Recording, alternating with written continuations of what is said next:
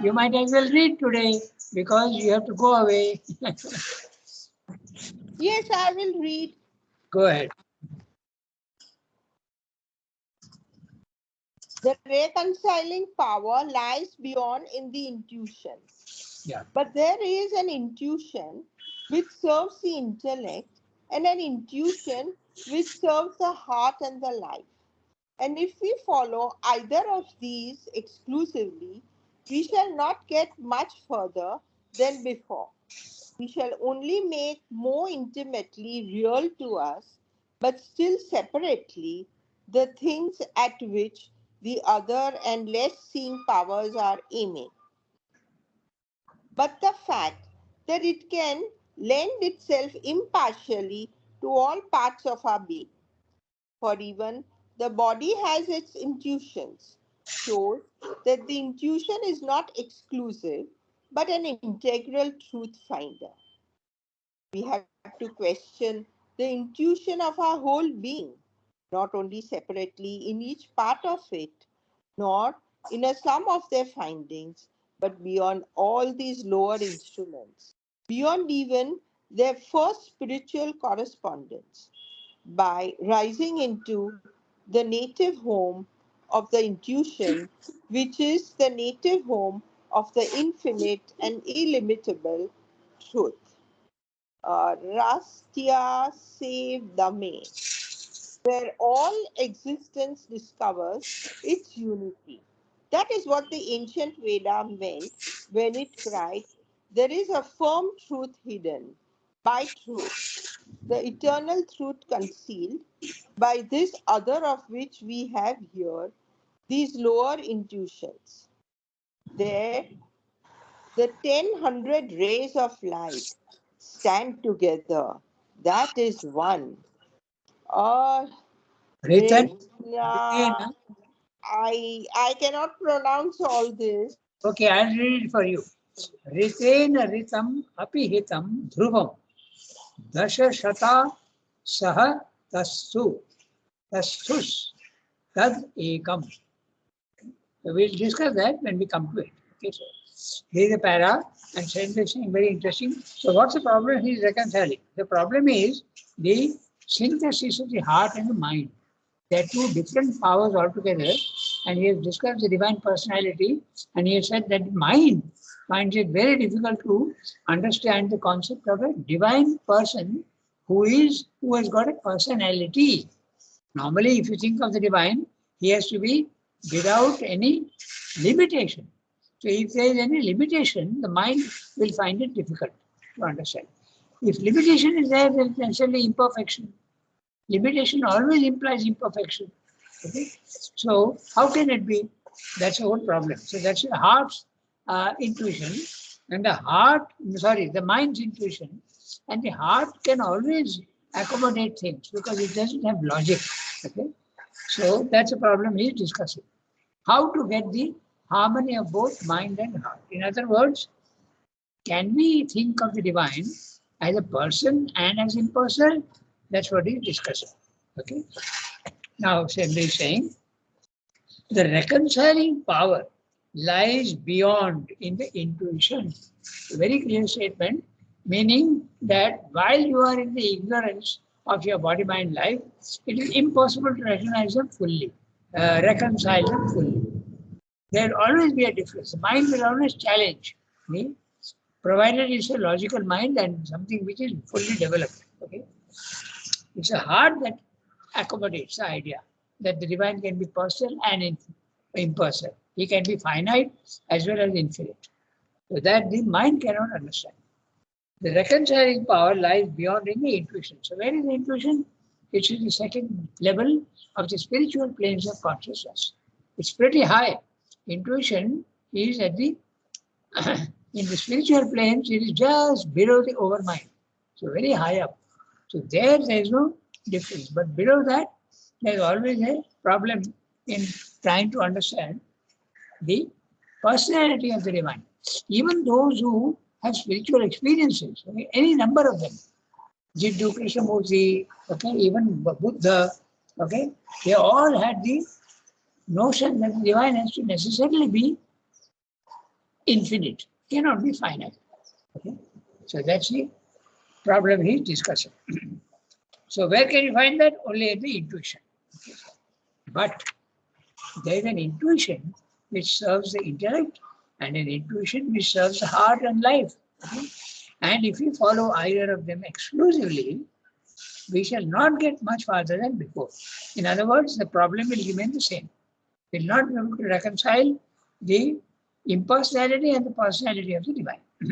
Okay, so we shall not get much farther than before. We shall only make more intimately real to us, but still separately, the things at which the other and less seeing powers are aiming. Okay?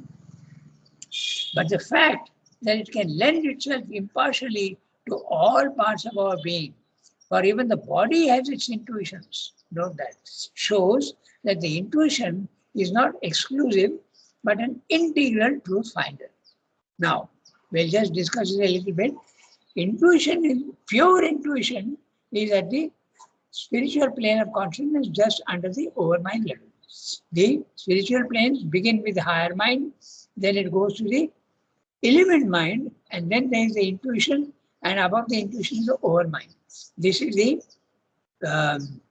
according to Srimlo's classification, this is the spiritual planes of consciousness, level 2, which we call level 2. Supermind goes to level 3, over the overmind. Okay, I speak of these levels because Srimlo also speaks of them, not in the way we speak, but he does speak of levels, and to make it very clear, okay, we can get a clear conception of these things. At the same time, you must remember that too much of rigidity in these ideas also will give you difficulties in other passages. Okay, but still, it is better to have a clear idea. So, intuition is coming down all the time. When it enters the mind, it has got a certain character. When it enters the heart, it has got a certain character. When it enters the vital, it has got another character, and it can even enter into the body, where it is completely different. When it enters the mind, it's like a drop of light that suddenly comes into your mind, and you understand certain things which you never understood before. Suddenly there is an opening of light. Okay, that's the nature of the mental. Okay, suddenly you get it's like a drop of light coming in without the process of thought. No conclusion. You are not thinking and coming to a conclusion.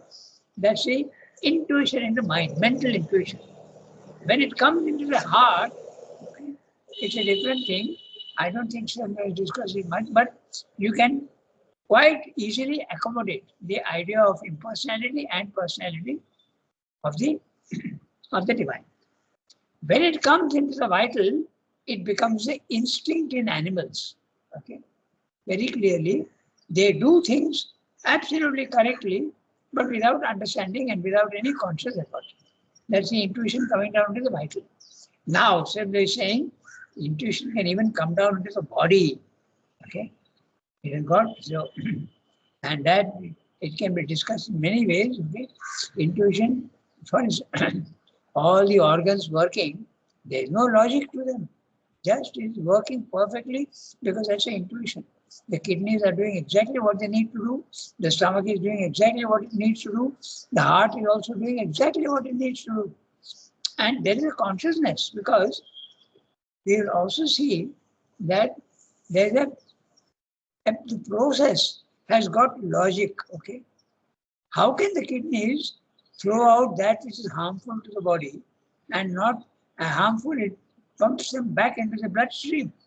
So this is a conscious effort, but consciousness at a very, very low level. It's the intuition that does that. Okay. That's what he's saying. Okay. There are other intuitions also. Suppose you have to jump across a gulf. Okay. Many will confidently do it, but there are some even horses which hesitate. They come to the edge and hesitate. Maybe it's a little bit of a body intuition that this I will not be able to do. I don't think it's a mental thing. Okay.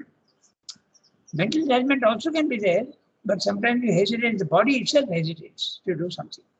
Okay, so this is what he's saying. So these are the intuition coming down into different parts of the body. Shows that intuition is not exclusive, but an integral truth finder. Okay? Intuition can find the integral truth. It can easily combine opposites, okay, integral. The idea of personal and impersonal of the divine can easily be understood at the intuitive level. We have to question the intuition of our whole being, not only separately in each part of it, nor in a sum of their findings, but beyond all these lower instruments. That means the spiritual planes of consciousness at the third level from the bottom and second level from the top, underneath the overmind. So beyond all these lower instruments, the lower instruments are body, mind, life at the level 1, and even the lower instruments are there at level 2 also, the higher mind and the element mind. Okay? Beyond even their first spiritual correspondence, there you are, he's saying that very clearly. Beyond all these lower instruments, body, mind, life, beyond even their first spiritual correspondence. Okay? So in other words, the higher mind and the element mind, even beyond that, by rising into the native home of the intuition, which is a native home of the infinite and illimitable truth. Ritasya Svedame. This is Sanskrit. The R below the dot below the R, okay, is actually the vowel Ri in Sanskrit. Some pronounce it Ri, some pronounce it Ru. Okay? But Ritasya, that of the truth. Svedame, the own home of truth. That's the translation of Ritasya Svedame. The own home of truth. Okay? This is where intuition is, where all existence discovers its unity. So there at the oneness of things you discover very clearly at the intuitive level. You can discover it even at the lower levels, but in a more diversified and more diluted manner, you can see.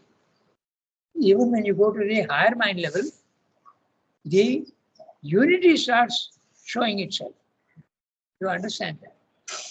That is what the ancient Veda meant when it cried, there is a firm truth hidden by truth.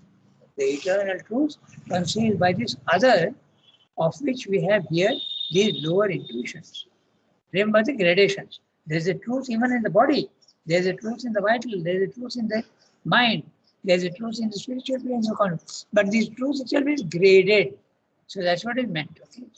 There's a firm truth, the ultimate truth maybe, or the penultimate truth if you want. There's a firm truth hidden by truth. Okay? The eternal truth concealed by this other, of which we have here the lower intuitions. There, at that level of the spiritual intuition, there the 1,000 rays of light stand together. That is one. Ritena ritam apihitam dhruvam dashashata saha tassu tad ekam. So, ritena ritam. Okay? By the truth. Truth is apihitam, hidden. So by the truth, truth is hidden. Surely, dhruvam, absolutely certainly. Okay? And dashashata, 10 hundreds. Okay, so they don't say 1,000, but dashashata saha tastu, they stand. Okay, Sridhar's translation is very clear. The 1,000 rays of light stand together. Tad ekam, that is one. So he has told you all the different intuitions at the various levels. Now he is speaking about the spiritual intuition. Okay, so let's go to it. So why is the discussion so much is spiritual intuition? Because the chapter is the divine personality. And the divine personality he has already discussed. The mind has a lot of difficulty in understanding the divine personality. Okay, so the spiritual intuition now he is discussing. Let's read it. So Archana ji, if you have the text, you can read. Yeah, go ahead. The spiritual intuition. The spiritual intuition lays hold always upon the reality. It is the luminous harbinger of spiritual realization, or else its illuminative light. It sees that which the other parts of our being are laboring to explore. It gets at the firm truth of the abstract representations of the intellect and the phenomenal representations of the heart and life. A truth which is itself neither remotely abstract nor outwardly concrete, but something else, for which these are only two sides of its psychological manifestation to us. What the intuition of our integral being perceives when its members no longer dispute among themselves but are illumined from above is that the whole of our being aims at the one reality. The impersonal is a truth, the personal too is a truth. They are the same truth seen from two sides of a psychological activity. Neither by itself gives the total account of the reality, and yet by either we can approach it. Yeah. So this is a very interesting paragraph because the question of the dualities in the physical world. We'll, from intuition and this paragraph, we'll also see how the dualities also, this is exactly what he's discussing, and we'll see the implications of dualities. Okay. Now we're speaking of the spiritual intuition, not the intuition at the mental level, nor at the heart level, nor at the vital level, nor in the body mind. Its own home, the native state, absolutely high up, just below the overmind. The spiritual intuition lays hold always upon the reality. It is a luminous harbinger. Okay. Harbinger is a message, messenger. So it is a harbinger of spiritual realization, or else it's illuminative light. It can be a messenger of spiritual realization, okay, or else it's illuminative light. It depends on the individual. It can be both. It sees that which the other powers of our being are laboring to explore. The spiritual intuition is something that is very sure of itself.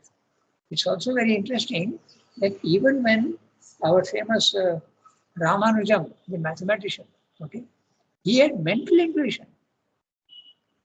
He didn't have the spiritual intuition. He had the mental intuition because he used to say that Saraswati is sending these functions to me. Okay, and he was sure that it is right. He was so sure. Okay, that's why Sabri is saying is absolutely sure, firm truth he is speaking. It gets at the firm truth of the abstract representations of the intellect. Okay, even at the mental level, sometimes the intuition can be very, very confident of itself. I'm not even speaking about the spiritual intuition. There is very clear. Okay? But when it comes down to the mind, it normally takes on the character and the color of the mind, okay, the individual mind. But even there you can have a certainty. You can have. It's not that the certainty, the intuitions are always absolutely 100% right. In the mind, they are not always 100% right. Even in the animal, intuition coming down, the instinct can go wrong sometimes. Very rarely, but it can go wrong. So, and the phenomenal representations of the heart and life.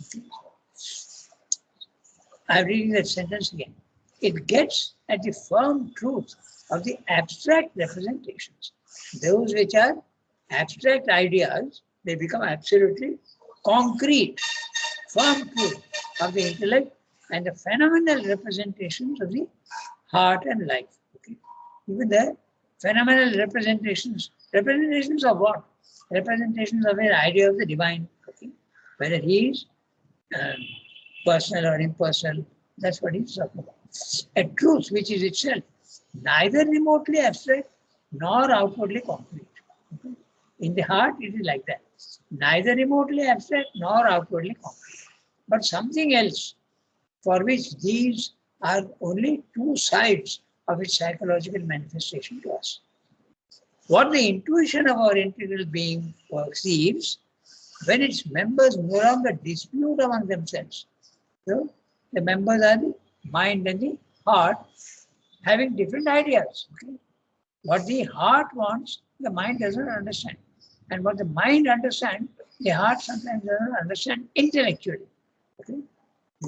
There's a famous quote in French which says, the reason, the heart has got reason, which the reason itself does not understand. Le cœur a ses raisons que la raison ne connaît pas. Okay?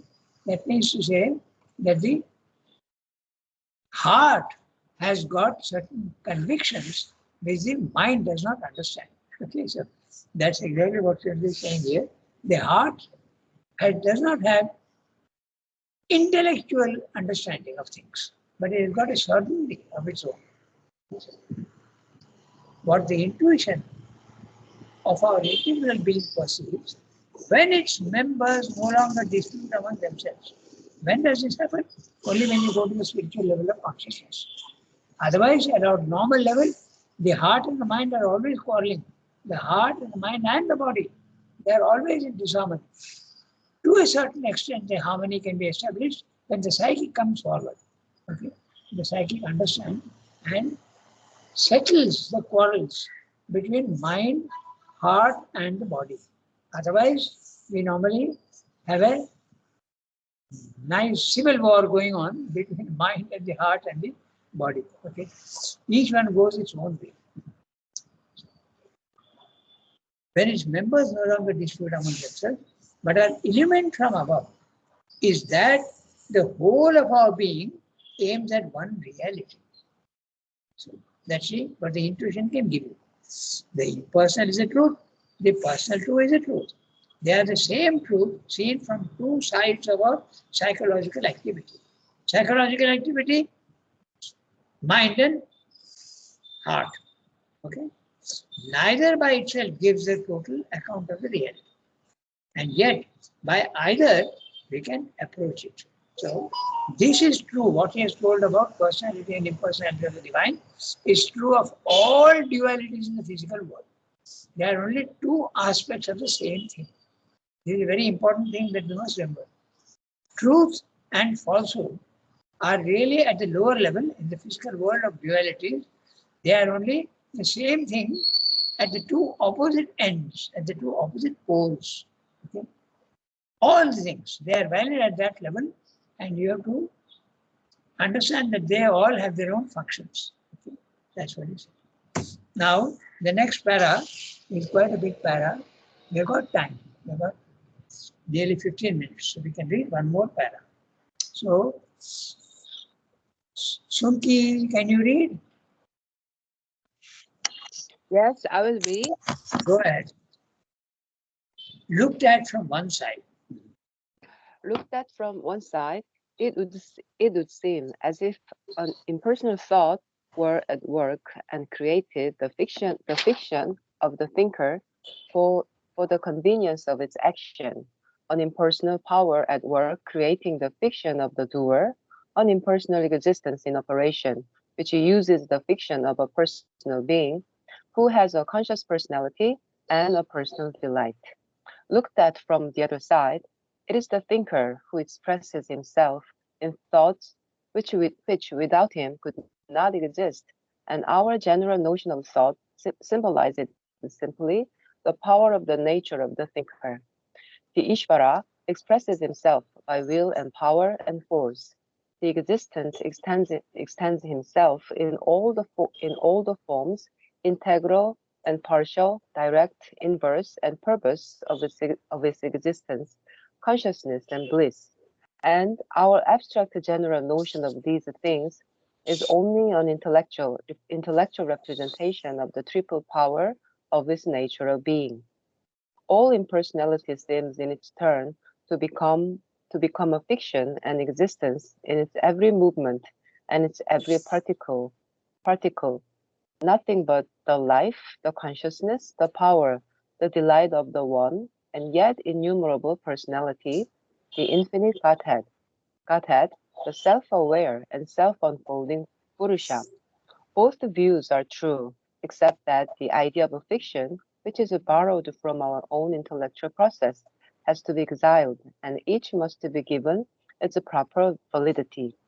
The integral seeker has to see in this light that he can reach one and the same reality on both lines, either successively or simultaneously, as if on two connected wheels traveling on the parallel lines, but parallel lines which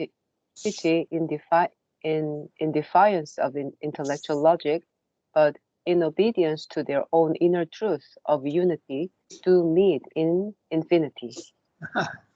Very interesting. He has used a mathematical symbol towards the end. The two parallel lines meet at infinity.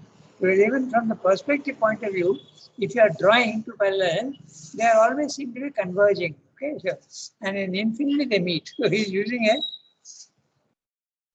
mathematical image for what he's saying. Okay, very interesting. Yeah. So let's, yes, let's look at what he's saying. Looked at from one side, it would seem as if an impersonal thought were at work and created the fiction of the thinker for the convenience of its action. Okay, so fiction of the thinker for the convenience of its action. An impersonal power at work, okay, creating the fiction of the doer. Okay. The fiction of the doer is the ego. Okay, it's a fiction, but you feel that you are doing the act. Okay, that's one aspect. Okay, the impersonal is creating a fiction of the doer. Okay, so actually you think that you are the doer, but you are not the doer. Huh? So that's the whole thing. That's why saying you feel that you are that's a fiction. Okay, it's not true at all. You are not doing anything. It's nature which is doing everything. Now, an impersonal existence in operation which uses the fiction of the personal being who has a conscious personality and a personal delight. So when you look at it from that angle, you feel that there is something which is not really true. Okay, so now he's saying, in other words, when you are at the normal level, you feel that you are doing everything. There is a personality. Okay, you are the doer. That's what your person is. Actually, it's a fiction. Okay?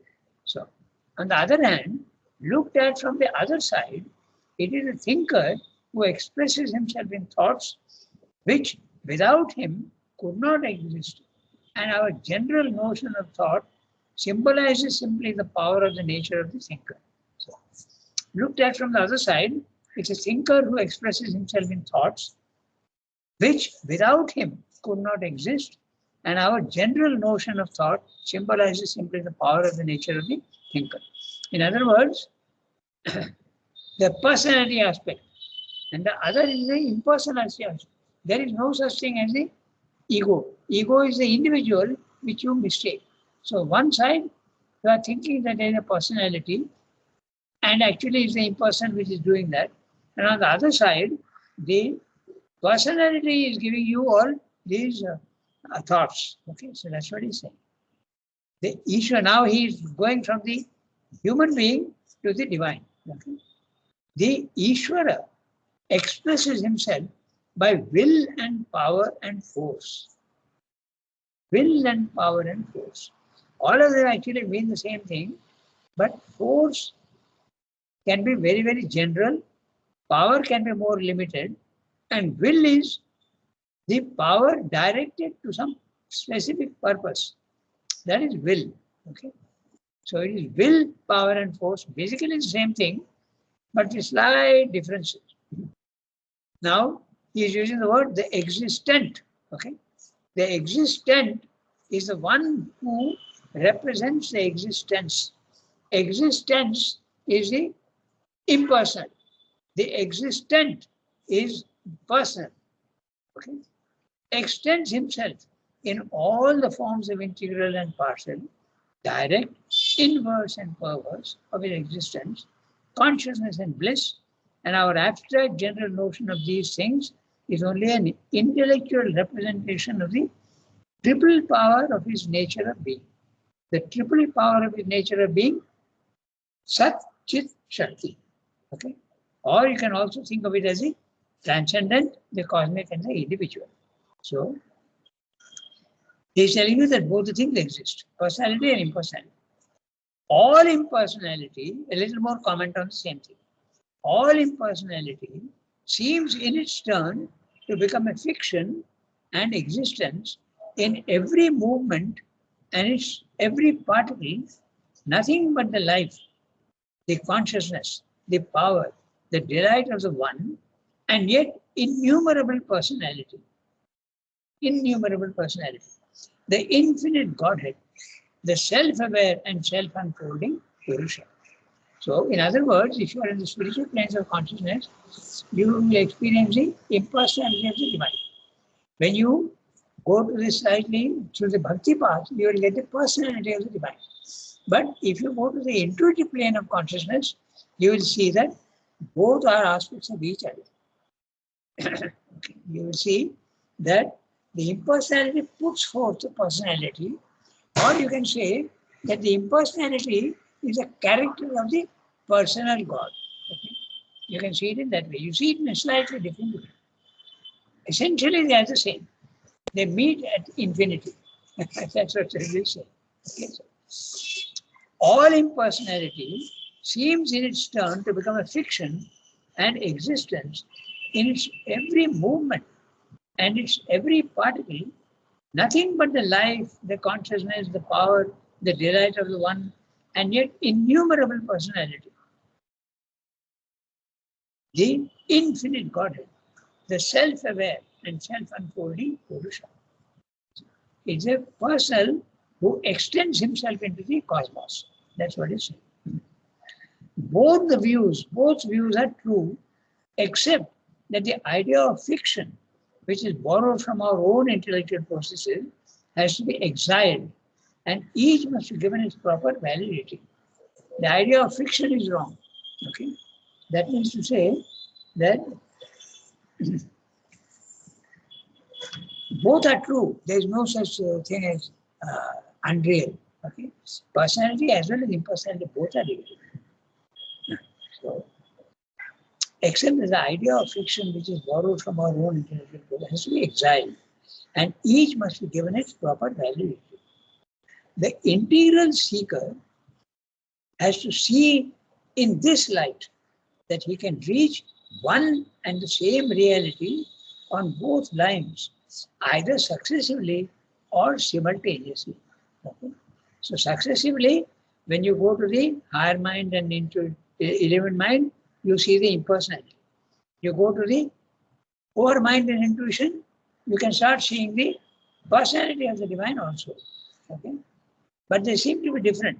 At the spiritual level, at the supramental level, they become one. Okay? So that's what it means by he has to in this light, he has to see that he can reach one and the same reality on both lines. And how can you experience that? Either successively, first impersonal, then personal, or simultaneously. Simultaneously can be only at the intuitive level or the supramental level. Okay? As if on two connected wheels traveling on parallel lines. But parallel lines, which in defiance of intellectual logic, but in obedience to their own truth of unity, do meet in infinity. All the dualities, they become one at the highest level. That's what he's saying. All duality. What he's speaking about here, personality and impersonality, is true of all dualities. Okay? Truth and falsehood at this level become one at the highest level. Good and bad also become at the highest level one. Hot and cold also become one, because there is only oneness at the highest level. Okay? So very interesting what he's saying here. And what he's saying here, he is talking only of personality and impersonality, but it applies to all the dualities. They become one at the highest level. There is a total oneness. So, very interesting logic he has used, image of mathematical image. Two parallel lines never meet except in the infinity. So those who are artists, they know that when you draw, perspective is very important. So when you are drawing on a piece of paper, the two parallel lines, you will see that they converge. Okay? They converge, they go always, and they seem to meet at the highest level. So that's it. So I don't think we have got time now for the next one. We have to look at the divine personality from this standpoint. It's quite big. We will read it next time. Okay? Okay. So, okay, has to make a note. Yes, We I'll make a note. We have to look at the divine personality. Thank you, Rangada. Okay.